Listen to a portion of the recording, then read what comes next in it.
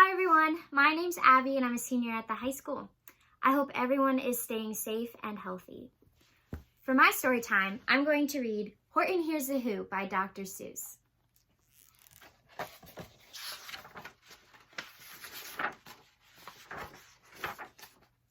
On the 15th of May, in the jungle of Nool, in the heat of the day, in the cool of the pool, he was splashing, enjoying the jungle's great joys, when Horton the elephant heard a small noise. So Horton stopped splashing. He looked toward the sound. That's funny, thought Horton. There's no one around. Then he heard it again, just a very faint yelp, as if some tiny person were calling for help. I'll help you, said Horton, but who are you? Where? He looked and he looked. He could see nothing there, but a small speck of dust blowing past through the air.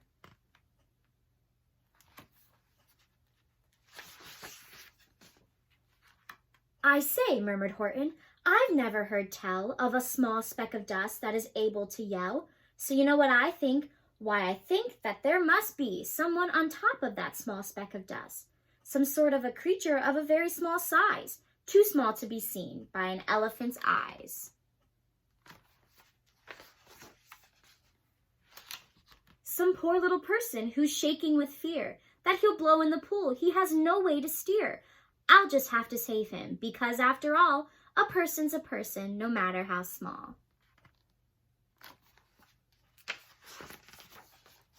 So gently and using the greatest of care, the elephant stretched his great trunk through the air, and he lifted the dust speck and carried it over and placed it down safe on a very soft clover.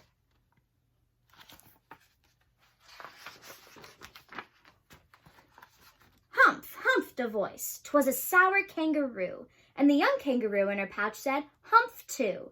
Why, that speck is as small as the head of a pin.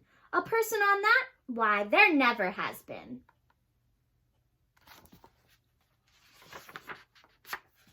Believe me, said Horton, I tell you sincerely, my ears are quite keen, and I heard him quite clearly. I know there's a person down there, and what's more, quite likely there's two, even three, even four. Quite likely, a family for all that we know, a family with children just starting to grow. So please, Horton said, as a favor to me, try not to disturb them. Just please let them be.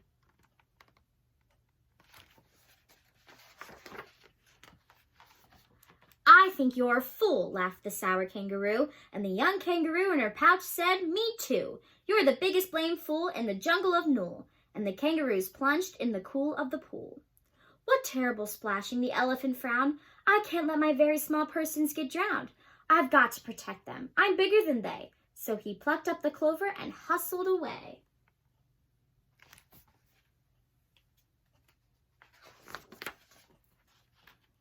Through the high jungle treetops, the news quickly spread. He talks to a dust speck. He's out of his head.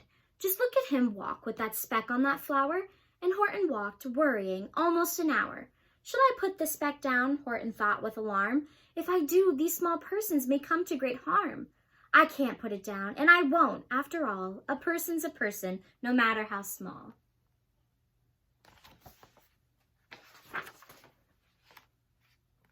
Then Horton stopped walking. The speck voice was talking. The voice was so faint he could just barely hear it. Speak up, please, said Horton. He put his ear near it. My friend, came the voice, you're a very fine friend. You've helped all us folks on this dust speck no end. You've saved all our houses, our ceilings and floors. You've saved all our churches and grocery stores.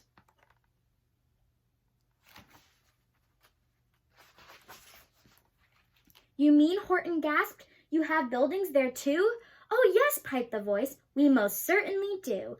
I know, called the voice, I'm too small to be seen. But I'm mayor of a town that is friendly and clean. Our buildings to you would seem very terribly small. But to us who aren't big, they are wonderfully tall. My town is called Whoville, for I am a Who, and we Whos are all thankful and grateful to you. And Horton called back to the mayor of the town, You're safe now, don't worry, I won't let you down.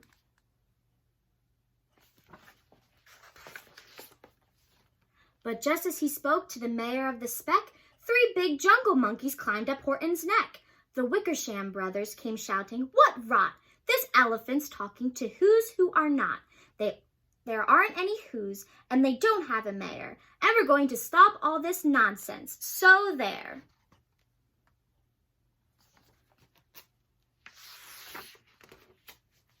They snatched Horton's clover. They carried it off to a black-bottomed eagle named Vlad Vladikov, a mighty strong eagle, a very swift wing.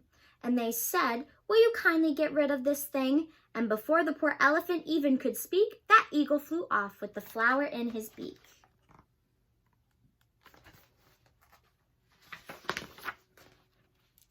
All that late afternoon and far into the night, that black-bottomed bird flapped his wings in fast flight, while Horton chased after with groans over stones that tattered his toenails and battered his bones, and begged, "Please don't harm all my little folks, who have as much right to live as us bigger folks do." But far, far beyond him, that eagle kept flapping, and over his shoulder called back, "Quit your yapping! I'll fly the night through. I'm a bird, I don't mind it, and I'll hide this tomorrow where you'll never find it." And at 6:56 the next morning he did it. It sure was a terrible place that he hid it. He let that small clover drop somewhere inside of a great patch of clovers 100 miles wide. "Find that," sneered the bird, "but I think you will fail." And he left with a flip of his black-bottomed tail.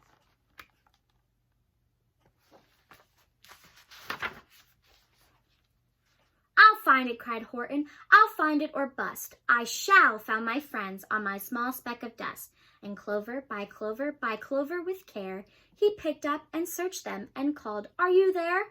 But clover by clover by clover he found that the one that he sought for was just not around. And by noon, poor old Horton, more dead than alive, had picked, searched, and piled up 9,005.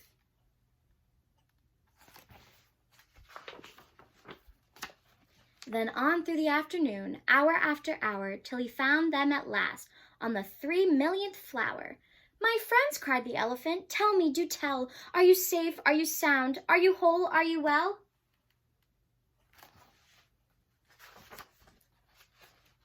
From down on the speck came the voice of the mayor. "We've really had trouble, much more than our share. When that black-bottomed birdie let go when we dropped, we landed so hard that our clocks have all stopped. Our teapots are broken, our rocking chairs smashed, and our bicycle tires all blew up when we crashed. So Horton, please," pleaded that voice of the mayor's, "will you stick by us who's while we're making repairs?" "Of course," Horton answered, "of course I will stick. I'll stick by you small folks, through thin and through thick."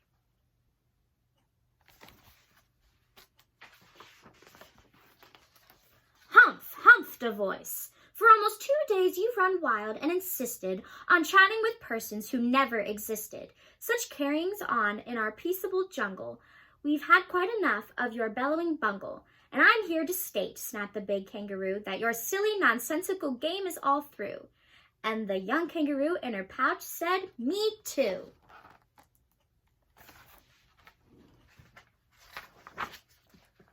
With the help of the Wickersham brothers and dozens of Wickersham uncles and Wickersham cousins and Wickersham in-laws, whose help I've engaged, you're going to be roped and you're going to be caged.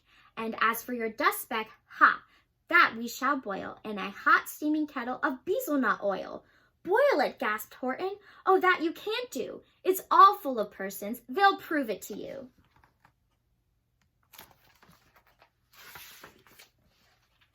Mr. Mayor," Horton called. "Mr. Mayor, you've got to prove now that you really are there. So call a big meeting. Get everyone out. Make every who holler. Make every who shout. Make every who scream. If you don't, every who is going to end up in a bezelnut stew."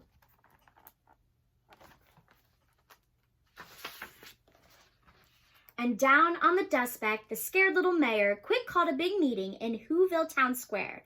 And as people cried loudly, they cried out in fear, "We are here! We are here! We are here! We are here!"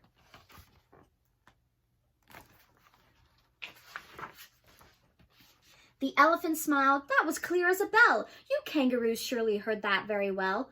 "All I heard," snapped the big kangaroo, "was the breeze and the faint sound of wind through the far distant trees. I heard no small voices, and you didn't either." And the young kangaroo in her pouch said, "Me neither."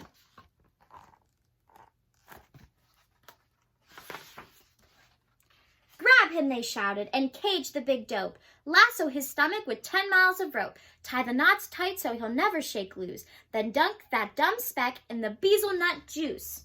Horton fought back with great vigor and vim, but the Wickersham gang was too many for him. They beat him, they mauled him, they started to haul him into his cage, but he managed to call to the mayor, "Don't give up, I believe in you all. A person's a person no matter how small, and you very small persons will not have to die if you make yourselves heard, so come on now and try."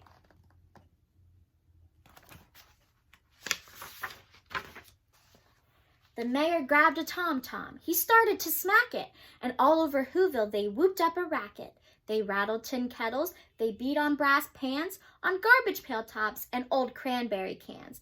They blew on bazookas and blasted great toots, on clarinets, oompas and boompas and flutes.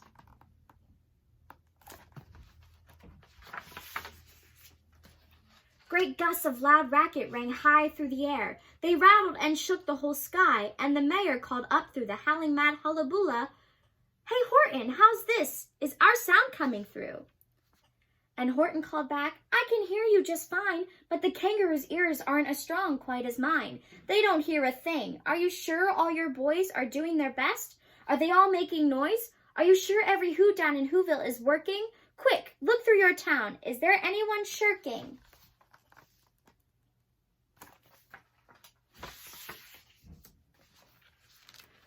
Through the town rushed the mayor, from the east to the west, but everyone seemed to be doing his best. Everyone seemed to be yapping or yipping. Everyone seemed to be bipping or bipping, but it wasn't enough. All this ruckus and roar. He had to find someone to help him make more. He raced through each building. He searched floor to floor.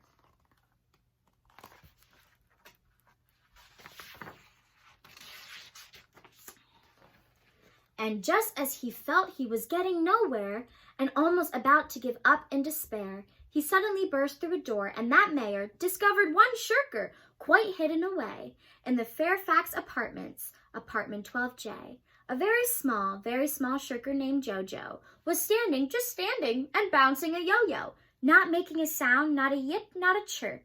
And the mayor rushed inside, and he grabbed the young twerp.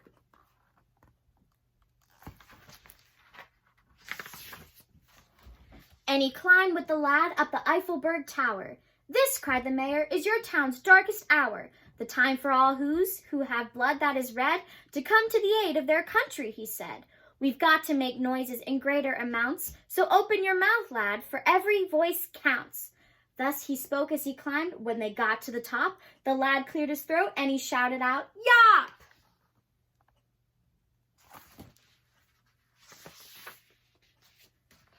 And that yop, that one small extra yop, put it over. Finally, at last, from that speck on that clover, their voices were heard. They rang out clear and clean, and the elephant smiled. "Do you see what I mean? They've proved they are persons, no matter how small, and their whole world was saved by the smallest of all."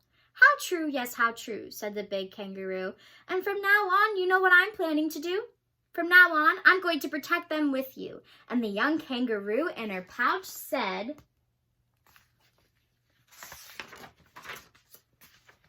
"Me too. From sun in the summer, from rain when it's fallish, I'm going to protect them, no matter how smallish."